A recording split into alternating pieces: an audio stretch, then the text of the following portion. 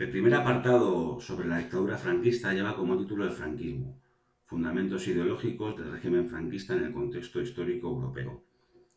En este primer punto, pues se trata los rasgos genéricos del franquismo, así como su recorrido, apoyos sociales y apoyos políticos, y cómo se enmarcó en las diferentes etapas de las relaciones internacionales, porque el franquismo fueron 40 años y abarcó desde la Segunda Guerra Mundial a la posterior Guerra Fría. Entonces el franquismo, digamos que se supo adaptar al cambio de los tiempos, una vez que las potencias del eje pues, fueron derrotadas en la Segunda Guerra Mundial. Y además, eh, más allá de los debates entre si el régimen franquista, los que sostienen que si el régimen franquista fue totalitario o fue autoritario, en el tema citamos a Stanley Payne, que sostiene que el régimen fue autoritario porque posteriormente permitió cierta apertura en sus años finales. Sin embargo, otros historiadores, como Paul Preston, lo definen como totalitario. Lo cierto es que el franquismo fue una dictadura personal eh, en sus orígenes, muy próxima o pegada a las dictaduras fascista y nacionalsocialista, pues, con muchas simpatías. Incluso intervino España en la Segunda Guerra Mundial con la División Azul, a pesar de declararse no beligerante. Y luego, pues bueno, a nivel político y social, por ejemplo, en esta imagen se observa a Franco como jefe político, o jefe del Falange Española Tradicionalista y de las JONS, o Movimiento Nacional, con la camisa azul de los falangistas y la boina roja de los carlistas. Además, también en este punto pues trataremos qué familias componían o se repartían el poder en el régimen. Y además Franco, aparte de jefe político, fue jefe del Estado y jefe de los ejércitos.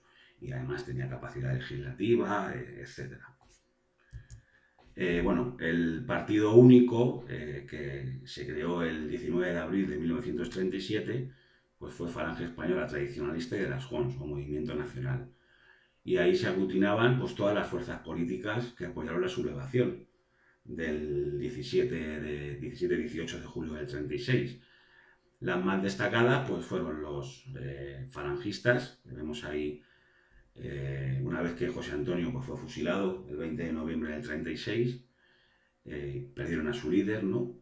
Pues con el yugo y las flechas y los colores rojo y negro, y los carlistas, que los hemos venido estudiando a lo largo de todo el curso.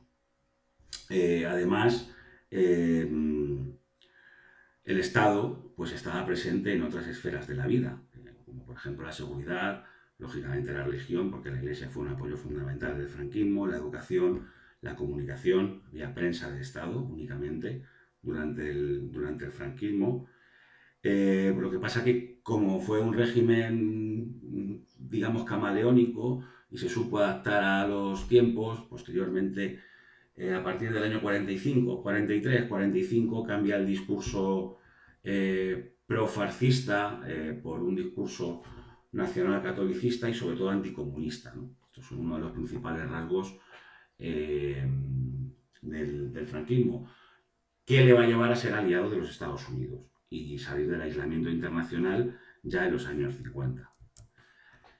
Si bien es cierto que al principio pues el franquismo es un régimen, como observamos aquí, pues muy próximo sobre todo al fascismo italiano, no tanto al nacionalsocialismo alemán, aunque sí había bastantes progermánicos, sobre todo durante la Segunda Guerra Mundial, pero ideológicamente está más cercano al fascismo italiano, como lo indica, por ejemplo, el Fuero del Trabajo, que está inspirado en la Carta del Lavoro italiana de época de Mussolini.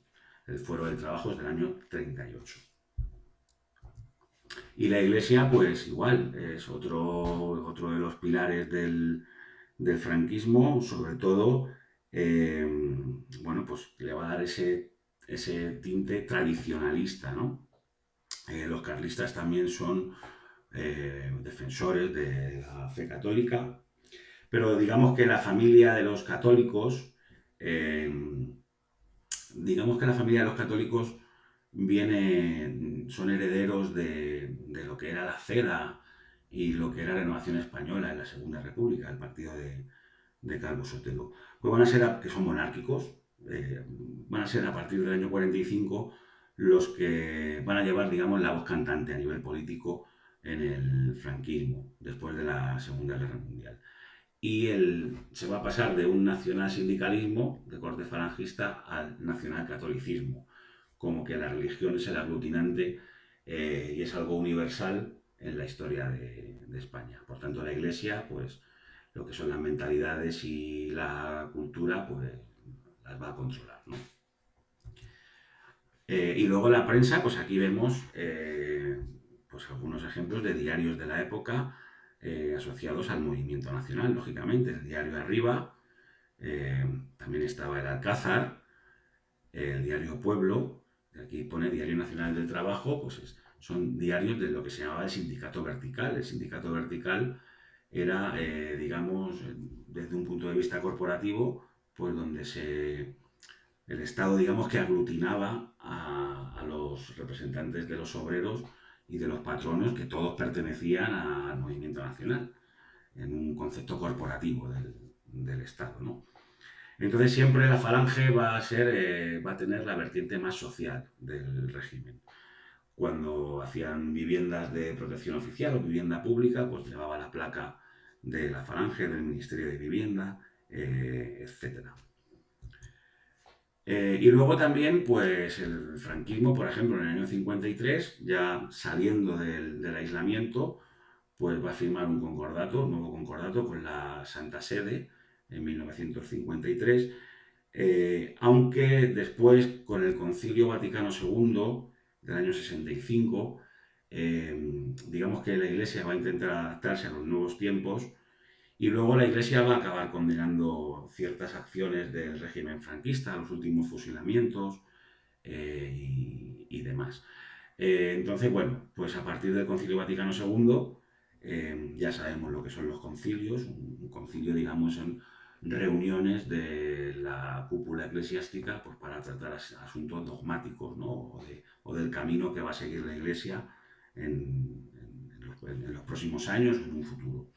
Entonces, bueno, pues el Concilio Vaticano II alejó a la Iglesia del franquismo y durante sus últimos años en España, pues aparecerían los curas de barrio o los llamados curas rojos, ¿no?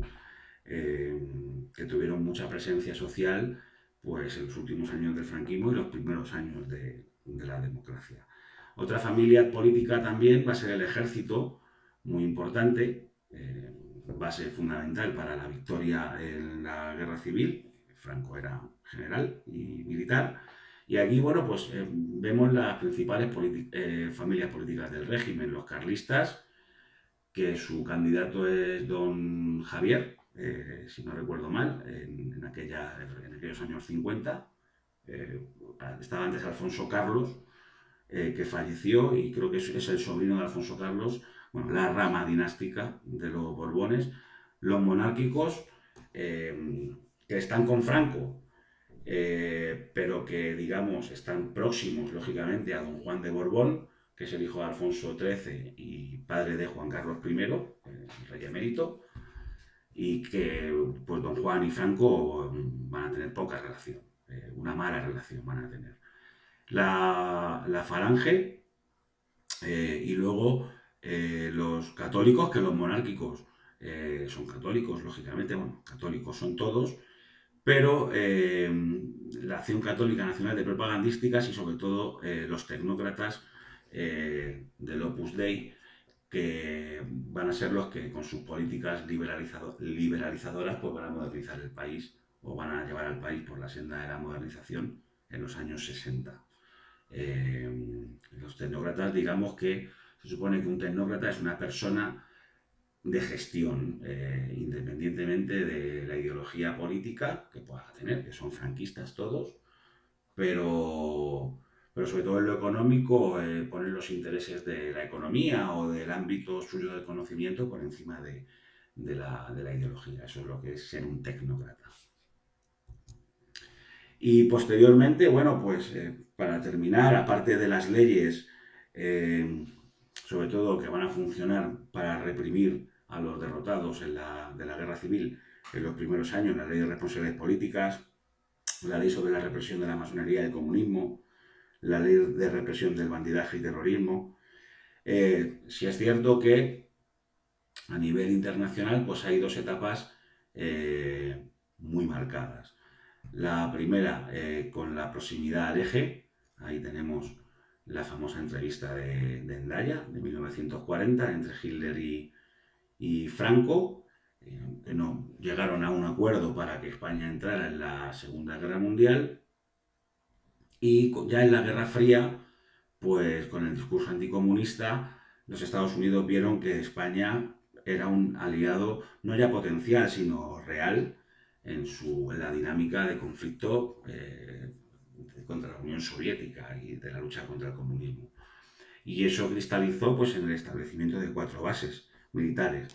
Ahí está la foto entre Franco y Eisenhower, el presidente de los Estados Unidos, es del año 59, cuando vino Eisenhower a Madrid, y los pactos se firmaron en el año 53. Entonces, gracias a esos pactos, que España estaba en crisis en los años 50, el racionamiento es hasta el año 52, una crisis económica profunda, pues antes del desarrollismo, pues ya, digamos, aunque España quedó fuera del Plan Marshall del año 47, pero hubo, digamos, un Plan Marshall atrasado, digamos, para España, por parte de los Estados Unidos. Y España empezó, digamos, a integrarse en el circuito internacional, entrando en la ONU en el año 55, en el Banco Mundial, en el Fondo Monetario Internacional, etc. Y esa es un poco la dinámica del franquismo a nivel internacional. Y la primera parte del temario del franquismo, pues este primer punto, eh, digamos que es como una especie de introducción a lo que se desarrolla posteriormente.